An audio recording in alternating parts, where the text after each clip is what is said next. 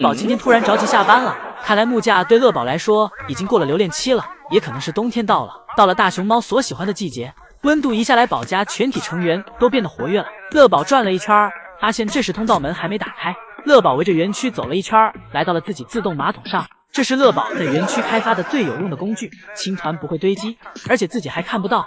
等乐宝铲完青团，溜达一圈回来，这时刚好通道门也打开了。乐宝走进通道门回了家。而今天上午，瑞宝和辉宝打的配合，直接给将爷爷迷惑了。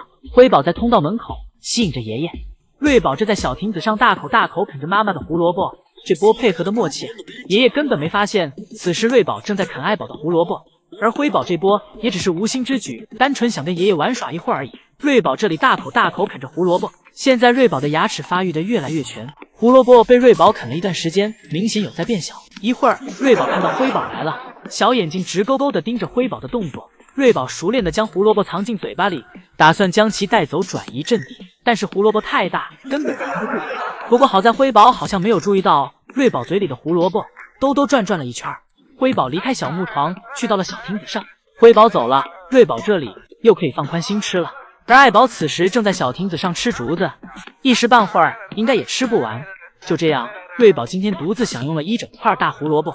要再说辉宝爬不上室外的小事情，辉宝上树全过程来了。今天早上室外园区下了点小雨，这让园区的天气更凉爽了。这也是姐妹俩第一次走在下过雨后的室外园区，雨水冲刷过园区后，让园区泥土的气味变得比平时更加浓郁了。姐妹俩出门后就是先四处熟悉了一下园区。辉宝在坡下探寻了一圈后，直接来到了小亭子上。辉宝站在小亭子的扶手上，探头看了看上面，看到了小亮台上的竹子。辉宝在竹子的诱惑下开始往树上爬，前爪用力抓，后脚用力蹬，3、2下就到了第一个树杈。辉宝在小树杈中稍微休息了一下，并给自己重新调整了一下姿势，接着开始继续攀爬。辉宝一脚踩住树杈上的鼓包，后背同时紧靠住身后的树干。因为腿短，这里辉宝没办法像瑞宝一样直接跨上去。辉宝紧紧倚靠在身后的树干上，尽可能的让自己往上挪动，直到脚上没有着力点了。辉宝小手紧紧抓着平台，小脚腾出一只，踩在旁边的树干上，接着另一只小脚抬高迈出。辉宝给自己的小短腿发挥出了前所未有的，一下就迈了上去。这一下，姨姨们再也不能说没看过辉宝爬树的样子了。辉宝爬上树后，在小亮台上高高站了起来，感觉到树上有点过于凉爽了，可以说是有点冷了。然后辉宝抱着小树干又滑了下来，小动作很是丝滑。爱宝这里就只负责吃，给上面小亭子上的竹子吃完后，又来到了下面。辉宝从树上下来后，跟着姐姐在园区四处玩耍。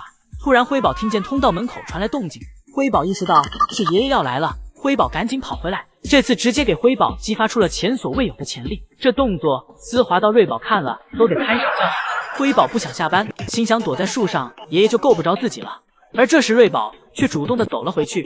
瑞宝回去让爷爷给自己擦擦身体，干干净净吃起零食去了。辉宝趴在小亮台上，眼神逐渐迷离，感觉下一秒就要睡着了。今天送爷爷为爱宝扫的落叶，爱宝没完，今天瑞宝辉宝玩上了。姐妹俩在这落叶堆里打滚，给落叶粘在身上的样子真是可爱极了。可能辉宝也感觉到了瑞宝的可爱，可爱到想要咬姐姐一口的程度。玩完落叶后，瑞宝这里开始往树上爬，结果瑞宝这里刚爬上树，爱宝就开始往通道门口走。没事干的辉宝就这样跟着妈妈。瑞宝这里突然慌了，以为妈妈是要跟妹妹回家呢，但下到一半发现妈妈又回来了。瑞宝这里这次多少有点尴尬了。一向聪明睿智的瑞宝也有判断失误的时候。辉宝看到姐姐从树上下来了，立马加快步伐冲了过来，然后爬上小树，霸占了小亮台。瑞宝故作淡定表示小亮台自己是玩够了才让给妹妹的，而辉宝的小脑袋瓜哪管这个，辉宝只觉得在小亮台上晒太阳很舒服。突然辉宝发觉有奇怪的声音，辉宝立马警觉了起来，回头一看，原来是姐姐从自己背后上来了。为了报姐姐刚才下自己的仇，辉宝咬了瑞宝一口。今天的太阳有点大，姐妹俩在小亮台上都眯着眼，眼睛根本睁不开。最后辉宝先受不了阳光的直射，选择从小树上下来。瑞宝这时仿佛已经适应了太阳光，惬意的直接仰面躺了下来，享受的接受着阳光的沐浴，最后都眯眯眼了，感觉爷爷要是再不开门让他们回去的话，瑞宝都要睡在树上了。而辉宝这里则跑来了窗前，又跟姨姨们玩起了粉丝见面会。大班将爷爷一喊，辉宝小腿倒腾的比谁都快。今天辉宝是宝家下班最积极的，爱宝紧跟其后，而瑞宝这里又难办了。瑞宝这里还没睡醒，依依低头一看，发现爱宝没回家，原来爱宝被关在门外了。爷爷是想让爱宝帮忙瑞宝才行。依依们秒懂爷爷的意思，等一下，辉宝也出来了。原来刚才辉宝也没跑进去，在跑进去的前一秒，爷爷给门关上了。一家人就是要整整齐齐，回家就一起回，一个也不能落下。这次叫瑞宝下班的任务，爷爷交给了爱宝和辉宝。爱宝和辉宝分工明确，爱宝在通道门口等待着，不断给奶爸敲门，而辉宝这里爬上了小亭子，在小亭子上跑了一圈，给树上的瑞宝吵醒了。这时刚好爷爷也给打开了，辉宝看到通道门再次打开，加大马力一溜烟就跑回家了。瑞宝睁着那黑曜石般的眼睛，趴在小树上思考着。瑞宝需要在树上缓一缓才行，但是缓着缓着，瑞宝的小眼睛又迷离起来了。而隔壁乐宝这里也不再继续等了，丝滑的溜下木架，快步跑回了家。别人都回家了，瑞宝独睡在室内园区，这和那天睡在室外还是有区别的。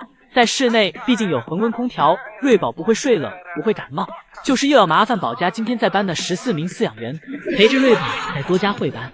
姐妹俩神同步的打滚落地起身，今天的瑞宝辉宝每一个瞬间让姨姨们都感觉姐妹俩像是躺在棉花堆里。